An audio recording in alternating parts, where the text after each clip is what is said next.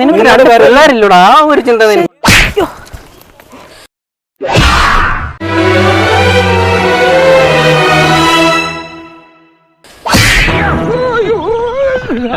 എന്താ സംഭവം അറിയില്ല, ഞാനിപ്പോ എത്തിയുള്ളൂ. ഇതാരാണ് നിന്റേത്? എന്റെ ഭാര്യ. നീ കല്യാണം കഴിച്ചില്ലെന്നല്ലേ എന്നോട് പറഞ്ഞേ? 2 പിള്ളേരില്ലോടോ, കൊച്ചു പിള്ളേരില്ലേ രണ്ടെണ്ണ. അച്ഛന് തല്ല് കിട്ടിയോ? ഇല്ലില്ല, ഇപ്പൊ കിട്ടും.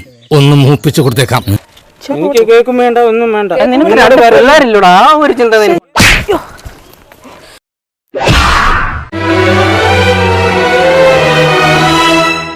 ഇന്നിവിടുത്തെ മോർച്ചറിയിൽ ഒരു ശവം കൂടി ഞാൻ കയറ്റും. ഞാനുണ്ട് കൂടെ.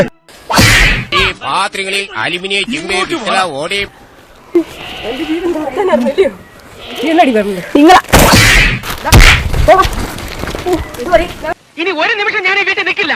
ഇതോടെ തീർന്നു എല്ലാ ബന്ധവും. ഇന്ത്യ പാക് യുദ്ധം പോലെ ഇങ്ങനൊരു ഏറ്റുമുട്ടൽ ഞാൻ കാണുന്ന നടാൻ. അയ്യോ, എന്തിനു കരഞ്ഞോണ്ട് പോന്നേ? അയ്യോ, ചീത്ത ഒന്നും വിളിക്കാതെ. വ്യക്തിപരമായ ആക്ഷേപം പാടില്ല. വ്യക്തിപരമായ ആക്ഷേപം പാടില്ലെങ്കിൽ നിന്റെ കുടുംബത്തെ ആക്ഷേപിക്കടാ. നീ ആരെ കുണപ്പിക്കേണ്ട കാര്യമില്ല. നീ എനിക്ക് പിന്നെ പരിചയമുള്ളതുകൊണ്ട് ഞാൻ പരിചയമാടി. ഞാൻ അങ്ങേ അച്ഛൻ പോയ ഇന്ത്യൻ പ്രസിഡന്റ് ആവും. ഇങ്ങേ അച്ഛൻ വന്ന തനി തറയാണല്ലോ പെണ്ടി. പോകാൻ പറഞ്ഞു പോയിക്കണം. എന്താ തല്ലണോ? തല്ലരുത്. ഇല്ല, ഞാൻ പൊക്കളെ.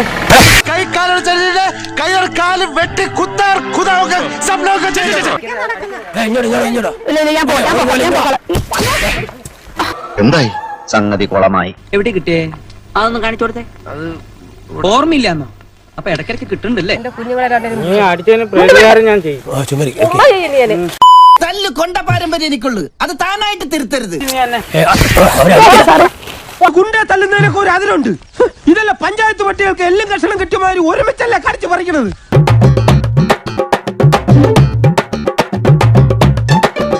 അന്ന് അയോഗ്യ പശുങ്ക എന്നെ കജാമുജ അടിച്ചാച്ച്. ഏത് സമയത്താണോ ഭഗവാനെ ഇങ്ങനെ ബുദ്ധി എന്റെ തലയിൽ ഉദിച്ചത്? ചെവിയും കണ്ടൂടാ, കണ്ണും കണ്ടൂടാ. ശിവനെ, ഇത് യാത് ജില്ല. എന്റെ മോഹത്തിന് ഭാവമായിട്ടൊന്നുമില്ലല്ലോ. ഇതൊരു കാര്യം മറ്റേടത്ത് ഐഡിയ ആയിപ്പോയി. അവിടുന്നും കിട്ടി, ഇവിടുന്നും കിട്ടി. ഇനി മരിച്ചാൽ ഐഡിയ പറയില്ലേ.